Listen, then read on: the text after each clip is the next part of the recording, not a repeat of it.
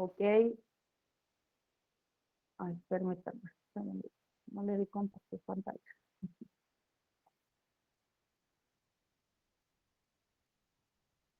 Ok, por favor, les pido su apoyo comentándome en cuanto ya vean la pantalla.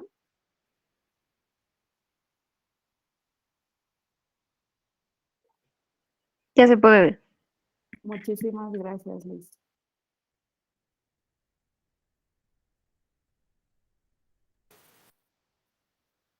Listo, pues les doy la bienvenida a este webinar de teorías del aprendizaje. ¿Por qué vamos a platicar sobre las teorías del aprendizaje? Bueno, para todos los que estamos allegados a lo que son los estándares de competencia del conocer, hubo una actualización del estándar de competencia 217, ahora es el 217.01, y pues esto es uno de los temas que ahora se incluye en este estándar de competencia. Ahora bien, todos nosotros, todos los que nos acompañan, pues seguramente somos instructores o somos docentes. Y es importante conocer cuáles son estas teorías que nos marcan los procesos de aprendizaje que tenemos como seres humanos.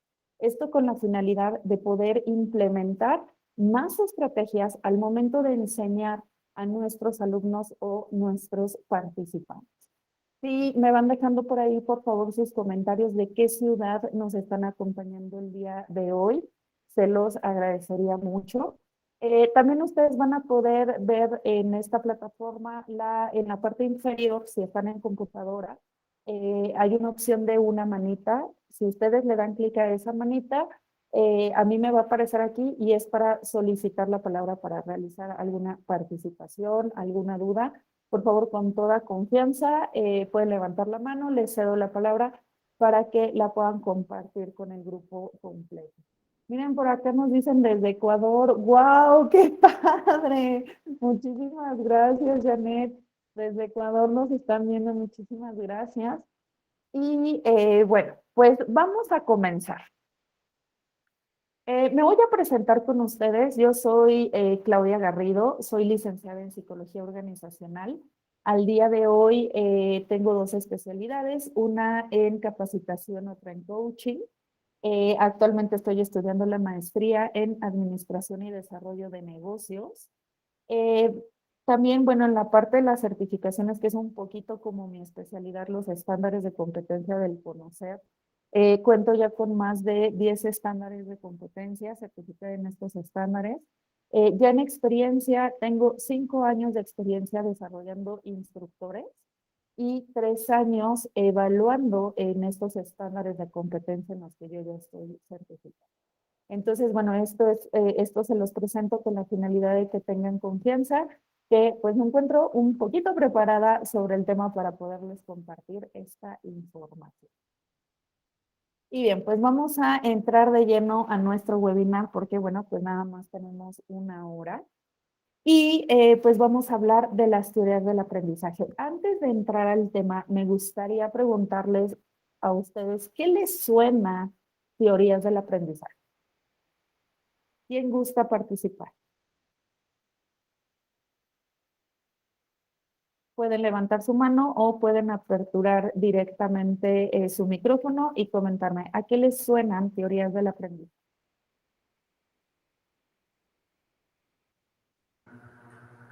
Pues precisamente yo vine a conocer esa terminología ahorita que nos adentramos en la parte de las certificaciones que usted mencionaba, ¿verdad? En la necesidad que yo tengo de poder proyectar. Yo no soy docente en realidad,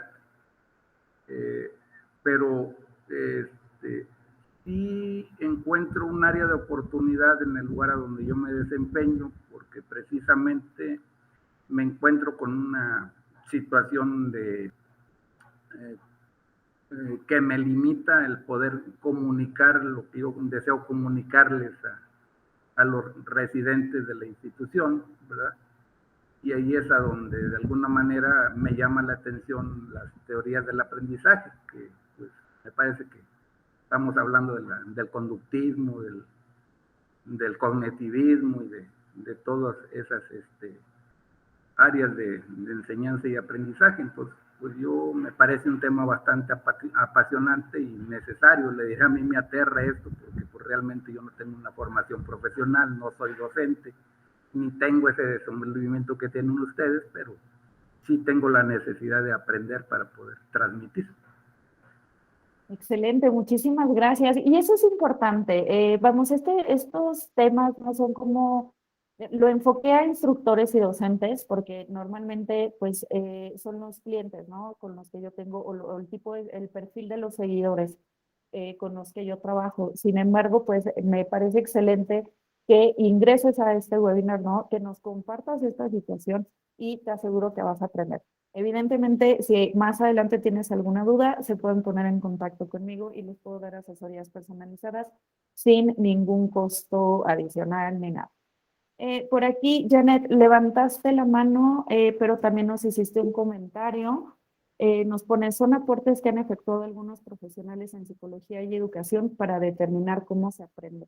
Exactamente.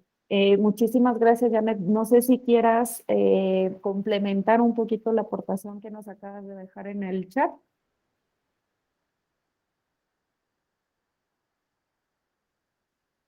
No, no sé si sirve tu micrófono. La vez pasada recuerdo que no tenías micrófono, pero bueno, no sé si alguien quiera comentar algo sobre qué son las teorías del aprendizaje. Bienvenidos a los que acaban de entrar. Por ahí vi que entró Miriam. Un gusto tenerte por acá. Luis, Hola, alzaste la mano. Luis, alzaste la mano. Adelante. Hola, ¿qué tal? Buenas tardes. Me llamo Luis Rubén, yo soy maestro de educación primaria ya jubilado, aparte soy licenciado en administración educativa y bueno, puse el comentario brevemente, ¿no? Que las teorías de aprendizaje son aquellas que realizan la descripción de un proceso que permite que una persona pueda aprender. Evidentemente esas teorías tienen un propósito que es entender, anticipar y regular la conducta de los aprendices a través del diseño de estrategias que faciliten el acceso al conocimiento. Exactamente, excelente Luis, me encantó tu aportación. Así es, pues las teorías del aprendizaje es la manera en la que nosotros vamos a aprender. Pero, y vamos a ver cuatro que ya por ahí nos comentaban del conductismo, el constructivismo, el cognitivismo, y efectivamente son los que vamos a ver. Cabe aclarar que no son las únicas cuatro, hay muchísimas teorías del aprendizaje, pero bueno, como les comentaba en un inicio, este webinar lo estoy enfocando al estándar de competencia 217.01 que son los que ahorita, bueno, este estándar nos solicita dentro de la evaluación de conocimientos, pues conocer bien estas cuatro teorías, ¿sí? Ahora, también vamos a ir viendo que estas teorías nos van a ir definiendo el objetivo de lo que se quiere o se pretende que el participante o el alumno aprenda. Entonces, vamos a comenzar con el conductismo y perdón, compartir, perdón, les voy a compartir eh, tres historias que la verdad es que, pues esto es la base del conductismo, ¿sí? Los principales autores del conductismo, principales no únicos, son Skinner, Pavlov y Thorndike. Estas tres personas tenían algo en común, les gustaba experimentar con animalitos. Y a excepción de Skinner, eh, pues realmente era como el que más torturaba, ¿no? Vamos a llamarlo así. Obviamente, pues eran experimentos. Skinner trabajaba, es un psicólogo estadounidense que trabajaba con ratones. ¿Cuál era el objetivo de que tenían que hacer los ratones? Bueno, los ratones estaban en una jaula donde había dos palanquitas, ¿no? Tenían una palanquita roja y una palanquita azul. La palanquita azul, cuando el ratón o hacía o a lo mejor un movimiento sin querer, pero bajaba la palanquita azul, el ratón obtenía un premio que era comida. Y cuando bajaba la palanquita roja, le daba toques. Entonces, el ratón, a base de repeticiones, aprendió, o de ensayo y error, aprendió que tenía que bajar la palanquita azul para obtener un premio, que era la comida, y no bajar, aprendió a no bajar la palanquita roja porque esa palanquita pues le daba toques. Sí, bueno, historias hay muchas, en general es algo así, la forma en la que aprendieron los ratones. No conforme Skinner con que los ratoncitos ya habían aprendido eso, les cambió las palanquitas. Ahora era la palanquita roja la que les daba eh, no, comida, y la palanquita azul la que les daba toques. ¿Sí? Entonces los ratones nuevamente tuvieron que hacer un cambio de conducta, aprendieron que ahora era la palanquita roja la que les daba comida. ¿Sí? Y entonces es como empieza a surgir el conductismo. Por ahí cerquita, por ahí de Estados Unidos, en Suiza, estaba Pavlov, quien en realidad Pavlov no era psicólogo, él era un zoólogo que estaba estudiando el funcionamiento de las glándulas salivales de los perros. Entonces, pues Pavlov tenía a su perro en una jaula en otro cuarto de donde él estaba normalmente trabajando, pero pues tenía obviamente los momentos de rutina de darle de comer al perro, de sacarlo a pasear, no sé, de limpiarle al perro, de bañarlo, ¿no? O sea, obviamente había una rutina porque, bueno, sabemos que en el método científico debe haber estas cuestiones pues siempre idénticas, ¿no? Para poder obtener los resultados que se requieren. Cuando Pablo ingresaba al cuarto donde estaba su perrito, arriba de la puerta había una campanita. Entonces Pablo abría la puerta, sonaba la campanita, caminaba hasta donde estaba el perro y le dejaba la comida.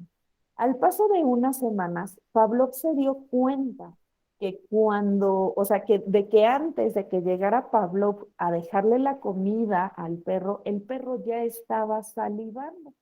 Entonces empezó a hacer toda una investigación y con Pavlov hablamos del estímulo-respuesta, ¿sí? Debe haber un estímulo para que se obtenga una respuesta. ¿Cuál era? Muchísimas gracias, Luis.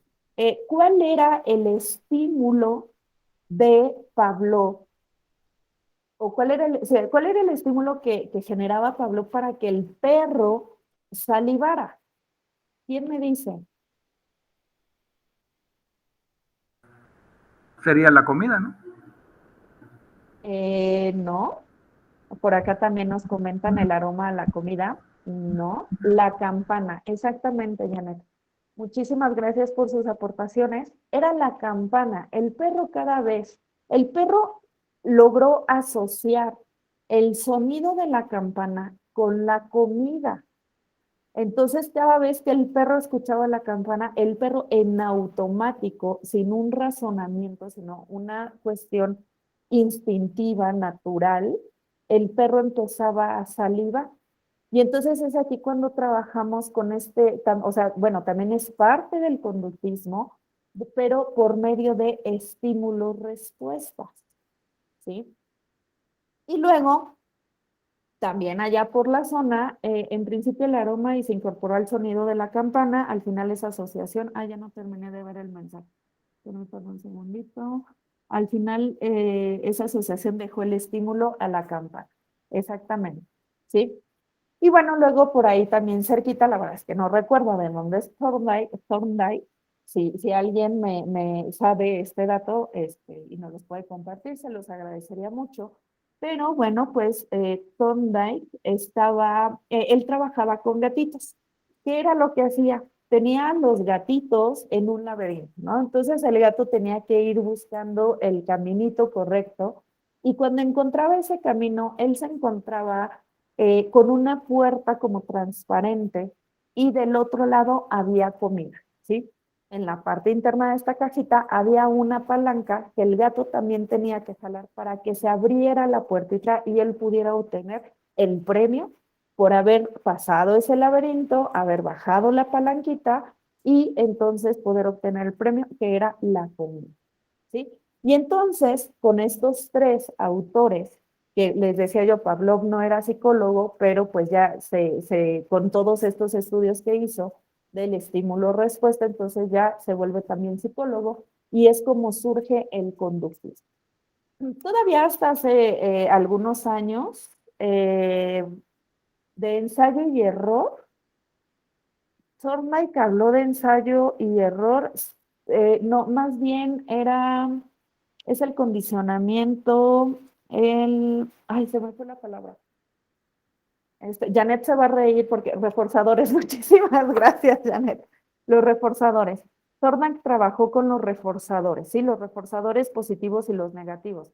Entonces, si hacemos un resumen, Skinner trabajó con premio-castigo. Pavlov trabajó con estímulo-respuesta y Thorndike con reforzadores positivos y reforzadores negativos.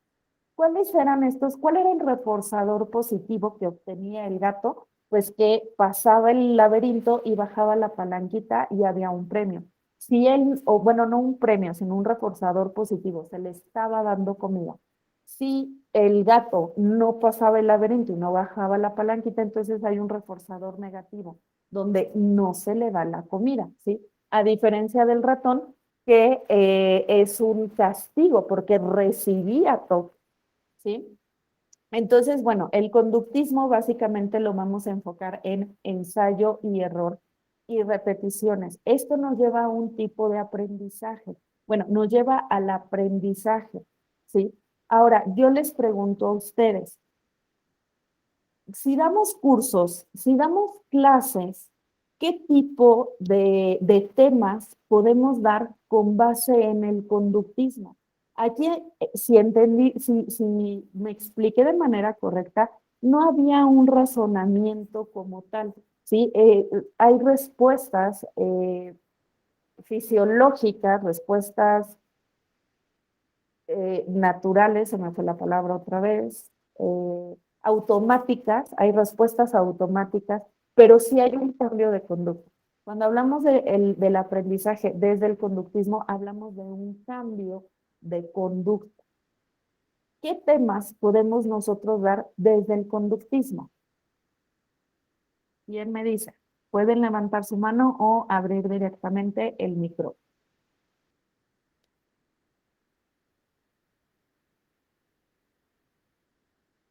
Hablamos de un conductismo, son cuestiones de mucho proceso, ¿sí? Que son procesos similares o iguales. Que los estudiantes respondan a las preguntas tal como se les enseña. En una clase magistral, ¿ok? Sí, a lo mejor más que responder preguntas, hacer como acciones, ¿no? De hecho, el conductismo es un aprendizaje tradicional. Todavía hace muchos, muchos años, yo recuerdo que aquí en la Facultad de Psicología de Toluca, eh, pues era completamente conductismo, ¿sí? Y yo era joven, o sea, era una niña, ¿no? Ahí estoy hablando de que era una niña. Y ya, bueno, se empiezan a desarrollar otras teorías, se empiezan a implementar otras teorías, pero ¿cómo era el aprendizaje conductista? Donde yo te digo cómo hacerlo y tú simplemente lo haces, ¿sí? Aún así, aunque ya no se trabaja mucho con el conductismo, hay cursos que sí los podemos enfocar. Enseñar procedimientos, exactamente, manejar Word, Excel, pasos, procesos, exactamente, Luis, justamente esos son los cursos que nosotros podemos dar desde el conductismo, ¿sí? Operar un montacargas, manejar una máquina donde siempre va a ser lo mismo, lo enciendes de aquí, le picas aquí y le mueves aquí así, ¿no? Siempre va a ser lo mismo. Entonces, si hay un aprendizaje porque hay un cambio de conducta, antes no sabían qué botones tocar, pero al momento de que se aprenden este proceso, este procedimiento, estos pasos, entonces ya hay un aprendizaje y hablamos de un aprendizaje por conductivo, ¿sí? La siguiente diapositiva, bueno, es justamente ahorita, bueno, se los explica al revés, de los premios, castigos, reforzadores que se manejan dentro del conductivo. Vamos a repasarlo. Decíamos que Skinner es premio y castigo. ¿Ustedes consideran que en la actualidad podemos enseñar o lograr un aprendizaje por medio del premio y del castigo?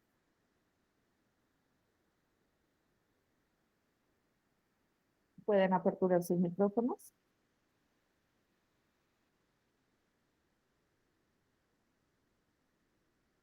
¿Quién me dice que sí o quién me dice que no y por qué?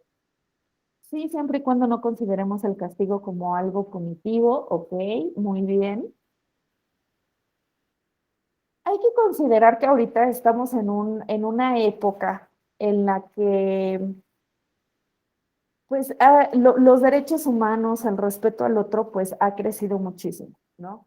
Entonces, yo, por ejemplo, aquí con mi hijo, que tengo un hijo de 4 años y es mega latoso, pues a veces le digo, ¿no? O sea, recoge tus juguetes y te doy una paleta. Obviamente no siempre, porque entonces ya hay una condicionante de que solo va a recoger su cuarto, sí, le doy una paleta. Entonces, bueno, estos premios no se tienen que dar siempre, se tienen que ir dando salteados con la finalidad de que logremos el cambio de conducta, que se interiorice este cambio de conducta y que no sea solo porque obtenemos un premio. A mi mismo hijo, cuando no quiere recoger, le doy un castigo. ¿Qué hago? Le doy 3 nalgadas, ¿no? O una nalgada, o le echo un grito. Créanme, no soy mala madre, pero entre el trabajo, la maestría, todo, a veces ya es así como un poquito desesperante, ¿no? Entonces hay un castigo. Le estoy dando algo negativo que es un castigo. Con los reforzadores, tenemos reforzadores positivos y reforzadores negativos. Premio castigo siempre les voy a dar, algo bueno o algo malo. Con los reforzadores no. Con el reforzador positivo te puedo dar algo, pero el reforzador negativo no es te voy a dar algo malo, es te voy a quitar. Si no recoges, entonces te quito la televisión, no puedes ver la televisión, ¿sí? Entonces ese es un reforzador negativo, pero porque le estamos quitando algo de lo que él normalmente ya tiene, ¿sí? En educación, ¿cómo lo podemos hacer? Llámese con alumnos o con participantes, cursos o clases. Eh, Podemos decirle al participante, o sea, si me entregas en tiempo y forma, entonces tienes tu calificación completa. Le estoy dando un reforzador positivo. Pero si no, no, sería un premio. Pero si no me entregas en tiempo y forma, entonces te quito puntos. Y entonces ahí hay un castigo, ¿sí? Un reforzador negativo. Entonces, pues básicamente eso es el conductismo, es un aprendizaje a base de cambio de conducta. Nosotros podemos decir que ya aprendió porque hay un cambio de conducta y este cambio de conducta es observable y medible. Eso es un punto muy, muy importante dentro del conductismo, ¿sí? ¿Dudas, comentarios, sugerencias con el conductismo?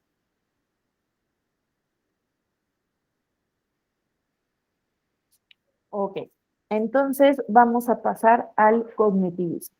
Cuando nosotros hablamos de cognitivismo, ya hablamos de procesos mentales, ya hablamos de algo más profundo que solo la conducta, ¿sí? Aquí ya se empieza a ver que el ser humano tiene más allá de solo una conducta, él ya puede hacer procesos mentales.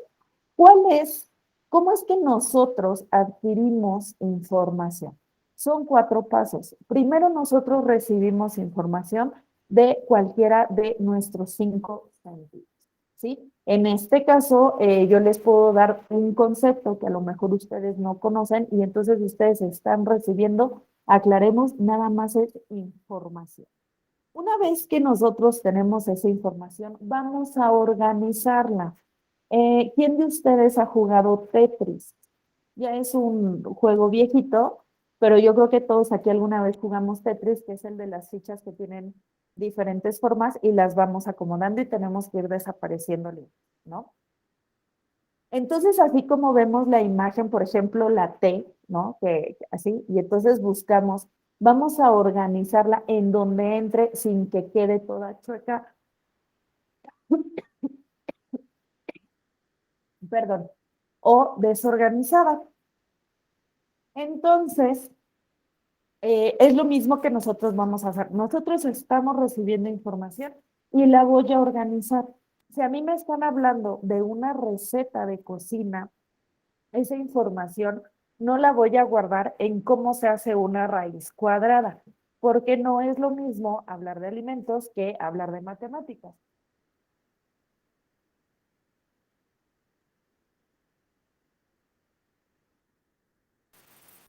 Perdón, perdón. Creo que tenía mucho que no hablaba y se me está cerrando la garganta. Entonces, les decía que nosotros vamos a ir organizando como de acuerdo a los temas, ¿sí? Ya que yo ubiqué que cómo hacer un pastel va en alimento, entonces voy a guardar esa información ahí en alimentos, ¿sí? La estoy almacenando, ya se va a quedar dentro de mí, ya interioricé yo esa información. Y posteriormente, cuando tenga que recordarlo, por ejemplo, cuando Miriam me hable y me diga, oye, pásame la receta de ese pastel, entonces yo voy a localizar esa información y la voy a sacar, ¿sí? La ubico dentro. Obviamente hablamos de que son procesos mentales acá, de lo cual nosotros no somos conscientes de qué sucede, como cuando respiramos, ¿no? Por ejemplo. O sea, sabemos que estamos respirando, ¿no? Un poquito inconsciente, pero sabemos que estamos respirando. Pero estos procesos mentales no los identificamos nosotros. O sea, yo solo me acuerdo de cuál es la información, pero ya la localicé y entonces la externo. Ese es un proceso mental general. Ahora, los procesos mentales se dividen en dos niveles. Esto en cuestión de dificultad. Hablamos de la sensación y percepción. Hablamos de sensación, obviamente, de lo que nos hace sentir también desde nuestros 5 sentidos. La percepción, podemos hablar de la percepción no es igual en todo. La percepción siempre va a depender de las experiencias previas que cada uno de nosotros tenemos. El pensamiento y el lenguaje, que obviamente, bueno, todos aquí nos comunicamos y tenemos un pensamiento del cual, bueno, que a veces cuando nos saturan esos pensamientos, ¿no? Que estamos pensando en una cosa, en otra, lo que tengo que hacer, ¿sí? Sabemos que tenemos un pensamiento. El aprendizaje y la memoria, que evidentemente no es lo mismo. Aquí cuando hablamos de memoria desde el aprendizaje, se nos queda completamente en el conductismo, como cuando nos aprendimos las tablas de multiplicar, ¿sí? Que, bueno, a veces en los cursos me dicen, yo me las aprendí porque me daban nalgadas, ¿no? Pero normalmente nos las aprendimos, no sé, con la cancioncita o repitiendo, repitiendo, repitiendo, pero no hay un proceso mental en realidad, ¿sí? Bueno, más que el de memoria, pero no un proceso mental superior como de entender por qué 3 por 3 es 9. Solo sabemos que 3 por 3 es 9. La motivación y las emociones, ¿sí? Como esto obviamente también es parte de nuestros procesos mentales que nos impactan en el interés que también nos va a llevar a un aprendizaje, ¿sí? Cuando a nosotros algo nos genera una emoción y nos motiva a aprender, entonces cuando nosotros hablamos de emociones es porque va a haber un aprendizaje real.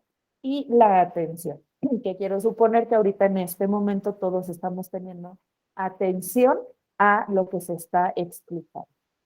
Y esos son los procesos mentales básicos.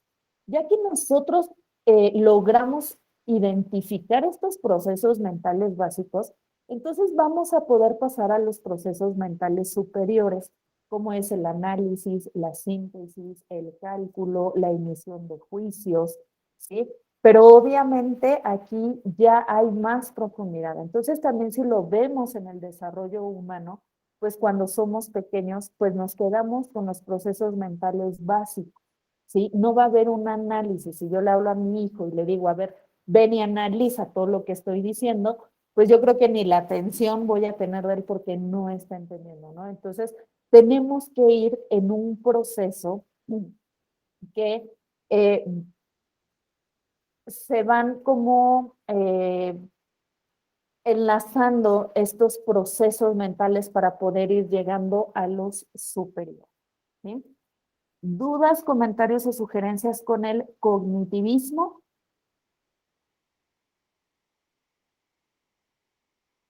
Ok, me parece que no hay comentarios. Bien, vamos a pasar ahora al constructivismo. Aquí el constructivismo es como primo hermano del cognitivismo. Ok, a ver, por acá tengo un comentario un poquito largo, lo voy a leer. Los procesos mentales o cognitivos son la forma que tiene nuestra mente de procesar y almacenar información a partir de los datos que aportan nuestros sentidos y nuestro conocimiento adquirido. En cambio, las habilidades mentales son características y capacidades propias del ser humano que pueden ser consideradas como una destreza que nos ayuda a la ejecución de una cosa o un acto. Efectivamente, y eso lo podemos ver también, esto último que nos comenta Luis, con el cerebro triuno de Sperry, si no estoy mal, de Sperry, ¿no? Que nos dice nosotros tenemos una corteza cerebral, que es lo que nos marca en la diferencia de los animales a nosotros como seres humanos. ¿Sí? Muchísimas gracias, Luis, por tu aportación. Bueno, entonces les decía que el constructivismo es primo hermano del cognitivismo. Normalmente vamos a ver que los psicólogos cognitivistas también están muy metidos en el constructivismo. ¿Qué es lo que nos dice el constructivismo? Vamos a ir haciendo estructuras, también van a ser obviamente estructuras mentales, pero que nosotros vamos a ir desarrollando en torno a nuestra propia experiencia y realidad. ¿Sí? Entonces, son constructos. Aquí hablamos de que nosotros tenemos que ir construyendo el aprendizaje y este aprendizaje tiene que ir de lo sencillo a lo complejo. Yo les pregunto, si yo quiero construir un segundo piso sin tener un primer piso, ¿lo puedo hacer?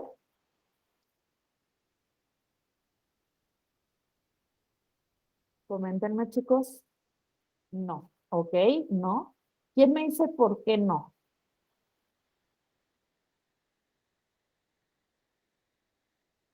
Por ahí, quien guste puede abrir su micrófono. Adelante, Stephanie. Hola, buenas tardes. A mi consideración creo que no es posible, o puede que sí sea posible, pero de alguna manera va a haber como una brecha, no una laguna que no se termine como de empatar. Exactamente, no hay cimientos, ¿no? O sea, si yo no pongo cimientos para un segundo piso, pues no puedo tener un segundo piso, se me va a caer. Es más, ni siquiera se me va a caer, no lo puedo construir. Entonces, lo mismo pasa con el aprendizaje desde el enfoque constructivista. Si yo ya les comenté, ¿no? De mi hijo de 4 años. Ahora, si yo le vuelvo a hablar y le digo, Benian, te voy a enseñar a hacer una división. Tiene 4 años.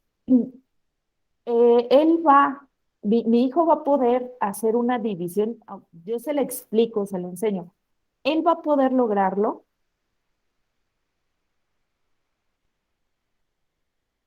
No. Ok, muy bien, Luis, muchísimas gracias. ¿Por qué no? ¿Cuáles son, cómo es que él tiene que ir construyendo el conocimiento para que pueda hacer una división? No tiene el concepto de número, exactamente. Si le explicas, sí. Ok, me voy más con el comentario de Luis. Muchísimas gracias, Luis y Janet.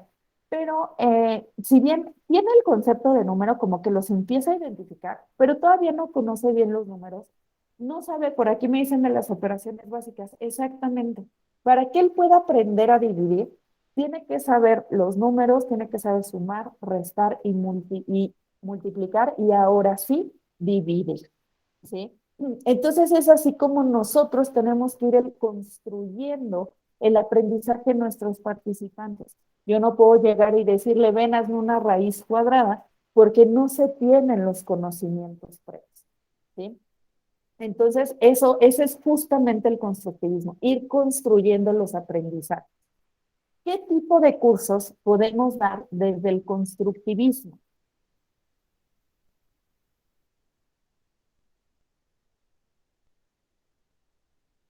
¿Quién me comenta?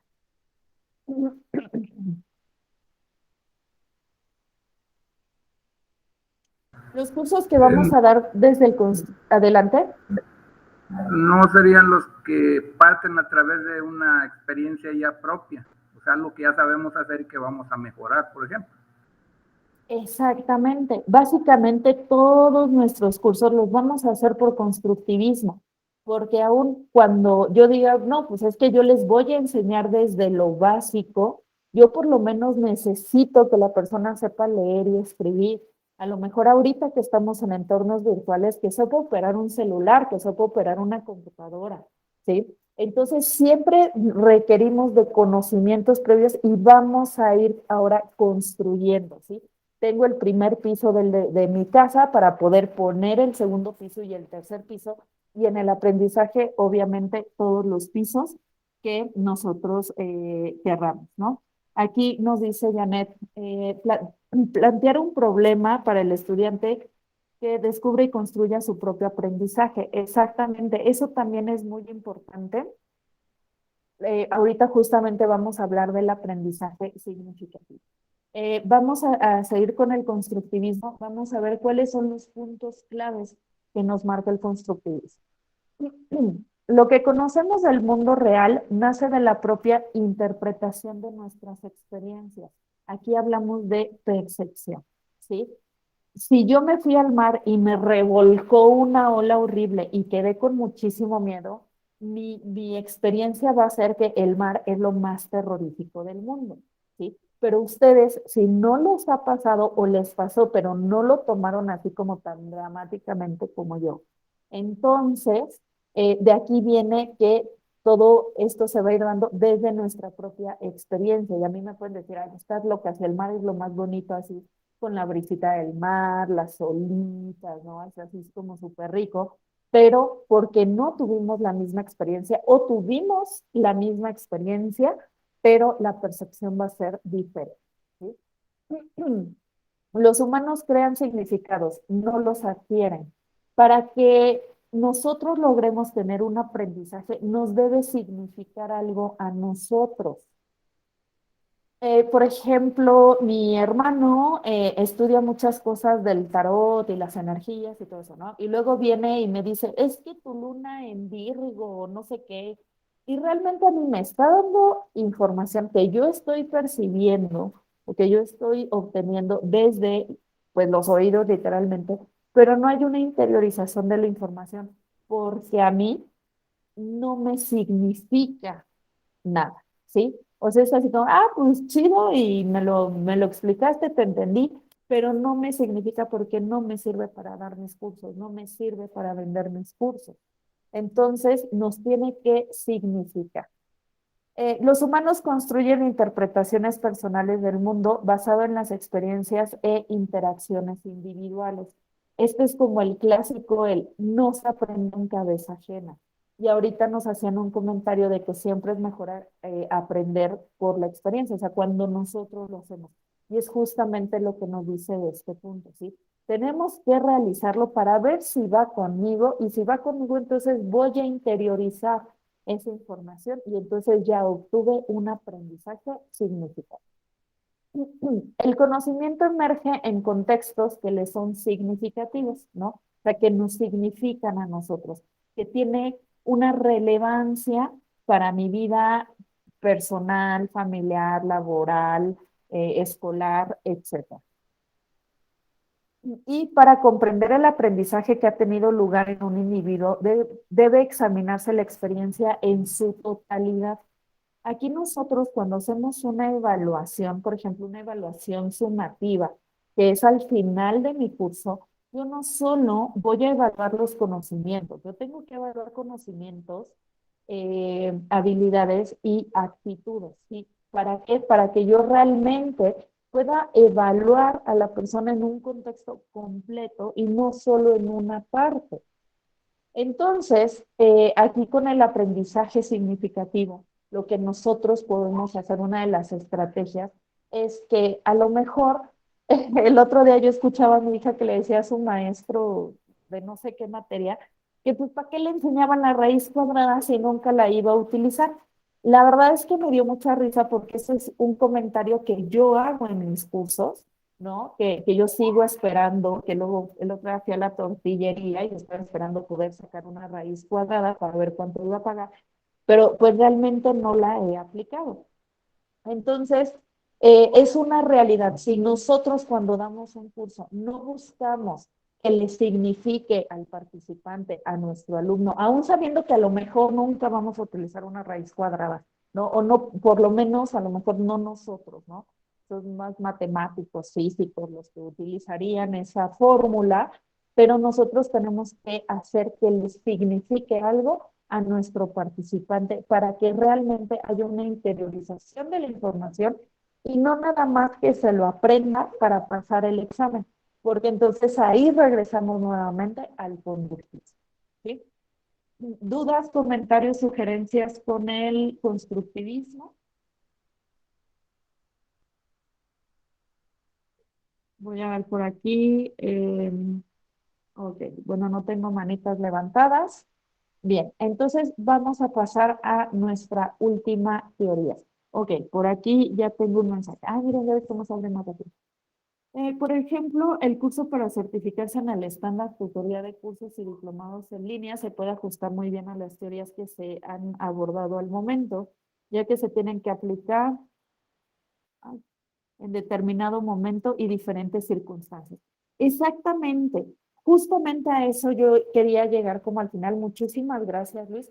Pero efectivamente, nosotros no es que enfoquemos nada más un curso o nuestros cursos en una sola teoría. Si nos damos cuenta, si aplicamos este estándar que nos comenta Luis, o en realidad cualquier estándar, porque si nosotros damos cursos con base en el estándar de competencia 217.01 y los diseñamos desde el 301, nos damos cuenta que en alguno de los momentos de todo nuestro curso vamos a estar aplicando alguna de estas teorías de aprendizaje.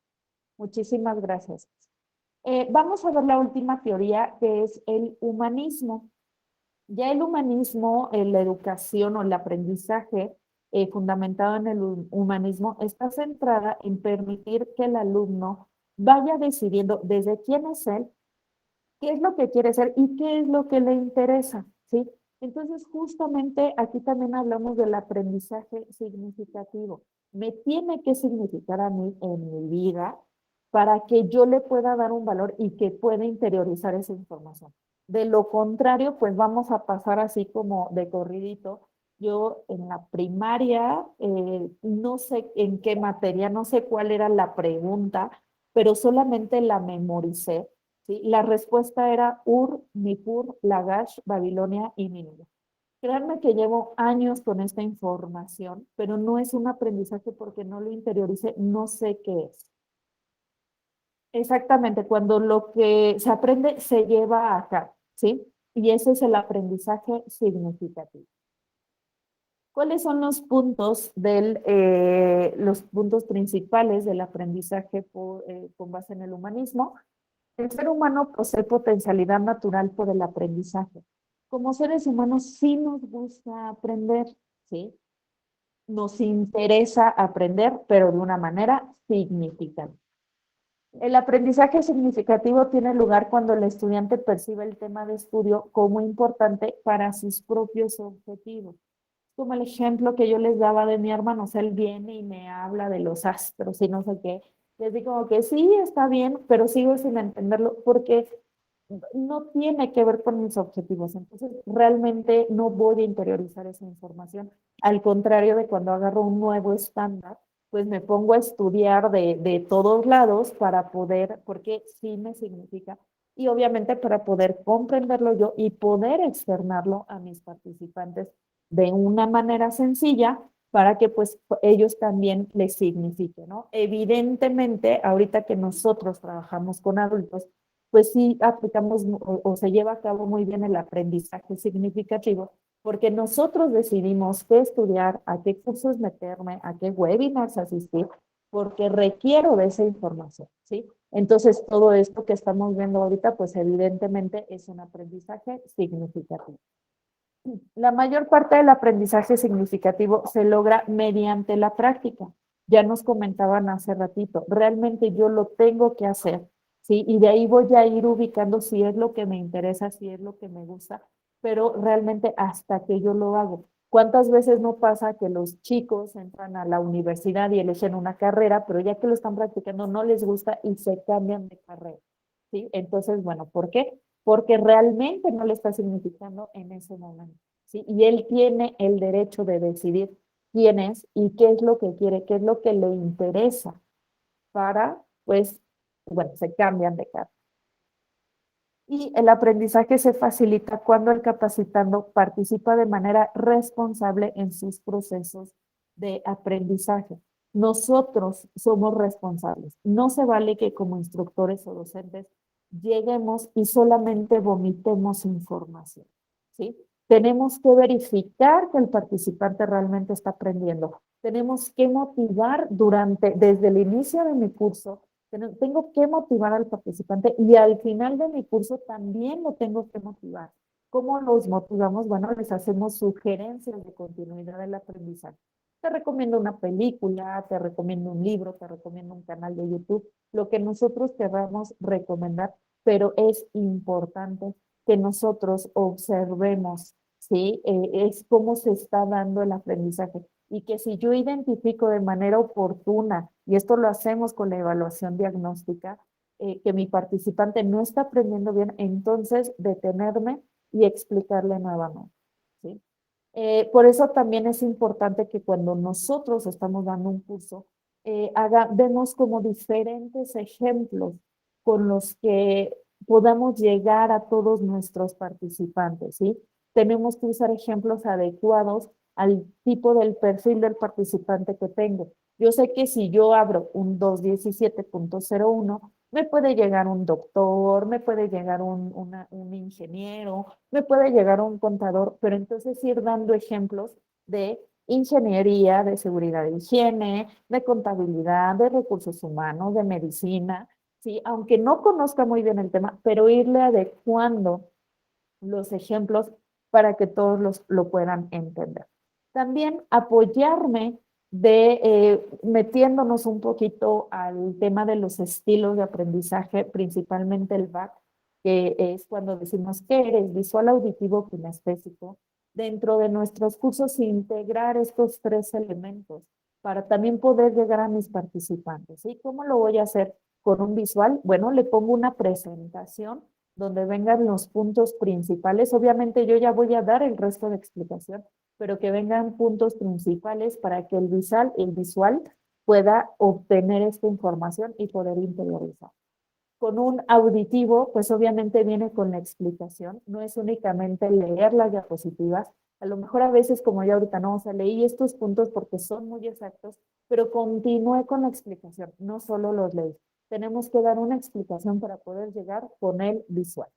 Y el kinestésico, pues evidentemente ponerlo a hacer, ¿sí? Ahorita evidentemente es un webinar de 1 hora y no puedo ponerlos a que desarrollen estrategias para cada una de estas teorías del aprendizaje, pero bueno, les estoy buscando la manera de hacer consciente en cómo nosotros podemos aplicar estas teorías del aprendizaje, en qué tipo de cursos, ¿no? O sea, nosotros vamos identificando cómo lo vamos a hacer y cuando hablamos de cómo lo vamos a hacer, pues ya estamos abordando la parte kinestésica del aprendizaje. Muy bien, hasta aquí alguna duda, comentario o sugerencia. Adelante, chicos. Abran sus micrófonos. Colegas. Luis Rubén me dice muy bien, muchísimas gracias, Luis. También por todas tus aportaciones, obviamente fundamentaron o, bueno, complementaron mucho, pues, esta información. De verdad te agradezco mucho. Janet, todo claro, gracias, muchísimas gracias. No sé, por ahí, Nidia, Morne, Stephanie. Todo muy bien como siempre, claro. Muchísimas gracias. Jonathan, Lisette, Como Mario, un siempre, gusto. como siempre, me encanta escucharte, aprendo muchísimo y es muy amena tu forma de enseñar. Muchísimas gracias, Miriam. Stephanie, adelante. Bueno, antes que nada, muchísimas gracias. Yo tengo una duda, pero va más enfocada en los instrumentos de diagnóstico para aplicarlos, para conocer qué tipo de aprendizaje tienen, pues, bueno, en este caso los alumnos, ¿no? Regularmente, bueno, yo estudié en una escuela normal. Regularmente estos instrumentos no los descargamos, ¿no? Pero nunca nos damos el tiempo como de construirlos desde cero, de tomar las bases teóricas para poder construir uno. No sé si usted recomienda algo para ello o en qué nos podemos basar para crear nuestros propios instrumentos. Ok, aquí es importante, o sea, a veces ya efectivamente las normales ya les dan como aplica esto, pero ustedes pueden hacer como una revisión y considero que a veces unos ajustes, ¿no? Todavía las normales, no sé ahorita, pero hace unos años también estaban como muy basadas en el conductismo, ¿no? En el simplemente yo, maestro, llego, hablo tú te sientas, escuchas y te hago una evaluación. Aquí es importante también aplicar no solo, o sea, ¿qué nos recomienda el 217.01? Siempre aplicar 3 evaluaciones. Que nuestra primera evaluación es la diagnóstica, donde yo tengo que identificar el nivel de conocimientos que tienen los participantes con la finalidad de partir de ahí, porque si yo empiezo y mis participantes, mis alumnos traen lagunas, entonces no voy a poder aplicar el aprendizaje constructivista, ¿sí? Ellos van a aplicar en automático un aprendizaje conductista donde pues solo van a memorizar. Entonces, la diagnóstica a mí me va a servir para identificar de dónde vienen y entonces de dónde tienen los conocimientos sólidos, entonces yo parto desde ahí, ¿sí? Normalmente en las escuelas nos hacen una evaluación cada 2 meses, ¿no? Así de, pues te enseño 2 meses y te evalúo y, ay, chin, me acabo de dar cuenta que no sabes porque ya reprobaste. Entonces, nosotros aplicamos una evaluación formativa o intermedia. Mientras te estoy formando, voy evaluando cómo es que estás llevando estos conocimientos y estos desempeños.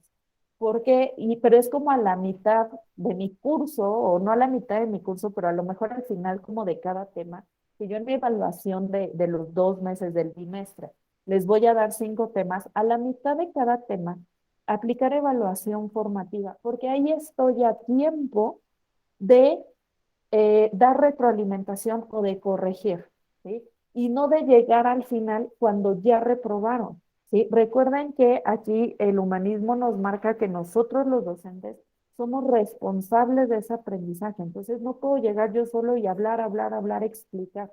Entonces, por eso aplicamos una evaluación formativa, donde también podemos hacer como una práctica, ¿no? O sea, a ver, ya te enseñaste aquí, entonces vamos a hacer un estudio de casos, una práctica, lo que ustedes quieran, pero que el aprendizaje realmente se está construyendo y realmente están haciendo estos procesos mentales. Para eso nos sirve una evaluación formativa. Y entonces, ahora sí, al final del bimestre te hago una evaluación de todo lo que dimos durante estos 2 meses, pero ya no me vas a reprobar porque yo en cada uno de los temas fui identificando tu nivel de aprendizaje. Entonces, obviamente ya no me vas a reprobar porque yo te di retroalimentación de manera oportuna. ¿Sí? No sé si respondí tu pregunta. No, sí, muchísimas gracias. Solamente que yo siempre he estado como en desacuerdo en eso porque a mí como que no me agrada mucho la idea de descargar a veces un documento que me lo impongan, ¿no? Porque de alguna manera a veces son ya cosas preestablecidas, ¿no? Y no me sirven para conocer muy concretamente a mis estudiantes. De todas formas, muchísimas gracias.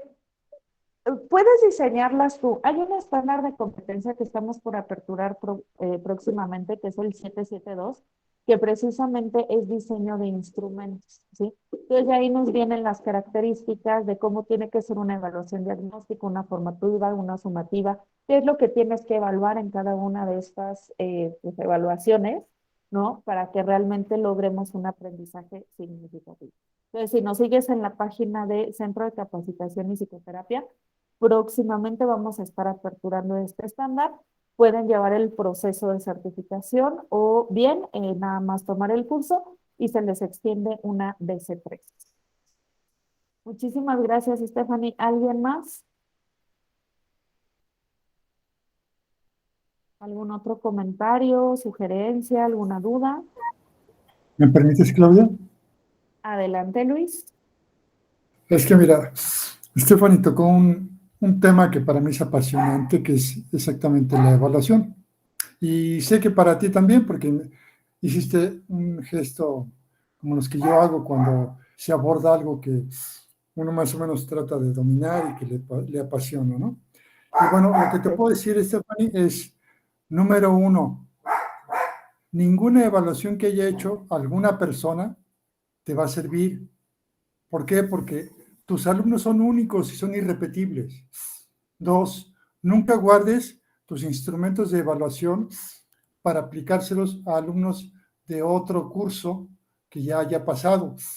Consérvalos para mejorar, pero siempre para adaptar a partir de tus alumnos actuales.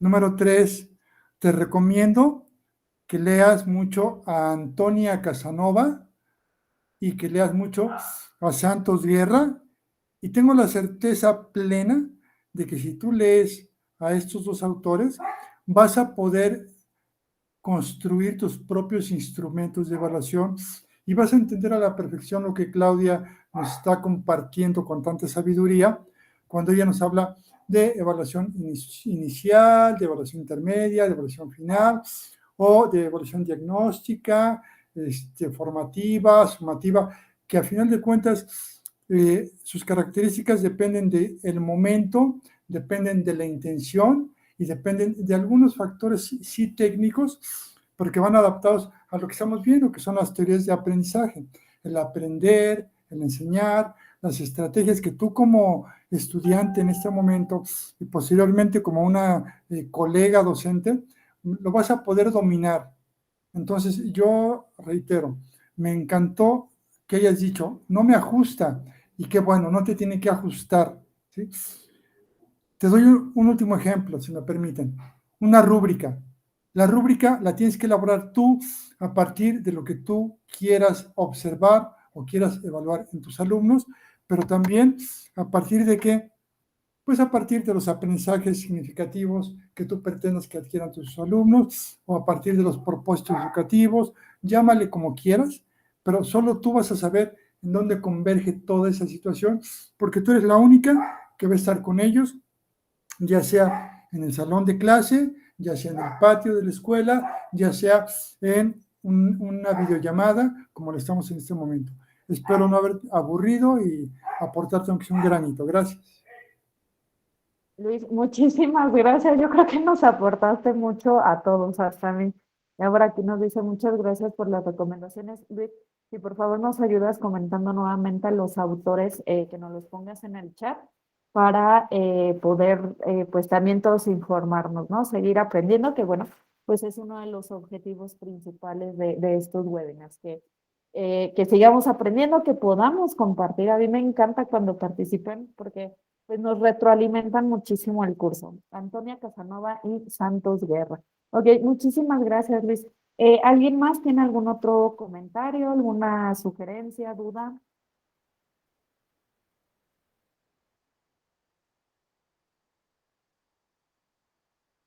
Ok, bien. Pues les comento, viene el momento de las promociones. Nosotros como centro de evaluador, Centro de Capacitación y Psicoterapia, afiliados a ACDER, que básicamente somos como una extensión de ACDER aquí en la ciudad de Toluca, vamos a abrir el curso de diseño e impartición de cursos, que son 12 estándares de competencia, es el 217.01, que es impartición de cursos, y el 301, que es diseño de cursos. ¿Qué es lo que vemos aquí? Bueno, también vemos las teorías del aprendizaje, los estilos de aprendizaje, la teoría motivacional, las etapas de la capacitación, técnicas instruccionales. Justamente hablamos de las evaluaciones, digo, de una manera general, no tan profunda, aunque sí fundamentamos mucho el tema de las evaluaciones con el 772. ¿Y qué más? Bueno, y de hecho es un curso taller donde, bueno, empezamos con el curso taller donde nosotros vamos diseñando ya todos nuestros productos, ¿sí? Estos productos que son evaluables al mismo tiempo que vamos viendo los conocimientos, los desempeños, para que ustedes salgan preparados para poder llevar a cabo o solicitar su evaluación en estos dos estándares de competencia. Por aquí me preguntaba Luis si es presencial o en línea. Es en línea. Nosotros aquí, por cuestión del COVID, de la sana distancia, seguimos trabajando en línea. Y bueno, también la verdad es que se nos facilita más, ¿no? Teniendo gente de varios lugares de la República Mexicana, que de Veracruz, del Estado de México, imagínense desde Ecuador o Colombia, por allá que nos están viendo. Pero, bueno, también esto tiene un costo de 9,860, ya incluye IVA. ¿Qué incluye esto? Es la capacitación, es un curso taller de 12 horas a 15 horas, dependiendo nuestro número de participantes. También terminando el curso, que ustedes básicamente ya tienen sus productos terminados, pero se les da una asesoría de productos, donde ya de manera individual Vamos revisando con ustedes cada uno de los puntos que tenemos que hacer. Si es necesario, se les vuelve a dar retroalimentación, bueno, se les da retroalimentación. Si es necesario, se les vuelve a explicar el punto donde haya duda, pero ya esto completamente de manera personalizada. Ya que dejamos nuestros productos al 100%, entonces vamos a tener una asesoría de desempeño, ¿sí? Vamos a hacer un ensayo de cómo es que nosotros la evaluación de desempeños del estándar 217 tenemos que dar un curso de 2 horas a 4 participantes. Entonces, en ese momento ustedes se vuelven los instructores, nosotras nos volvemos las evaluadoras, que digan los participantes, pero al mismo tiempo les vamos dando retroalimentación, ¿sí? Puntos así de recuerda que aquí tienes que mencionar el tiempo, recuerda que aquí tienes que preguntar si existen dudas. A ver, vamos a repasar otra vez los desempeños de tu técnica demostrativa, ¿sí? Entonces les vamos dando toda la retroalimentación para dejarlos pues súper preparados. Posteriormente ya agendamos fecha para evaluación. Aquí tengo varias colegas, Miriam, Ornella, son parte del equipo del Centro Evaluador CECIP, quienes son tanto instructoras como evaluadoras. Pues bueno, aquí nos vamos rotando a los participantes las evaluaciones, pero pues sí les puedo decir que las tres estamos muy bien preparadas para llevar estos procesos a cabo. Y entonces ya se hace la evaluación y resultando competente, entonces bueno, ahora sí se hace el pago del certificado. Cada uno de los certificados tiene un costo de 700 pesos, ya incluye IVA, ¿sí? Nada más estos se dan cuando se obtiene el juicio de competencia como competente.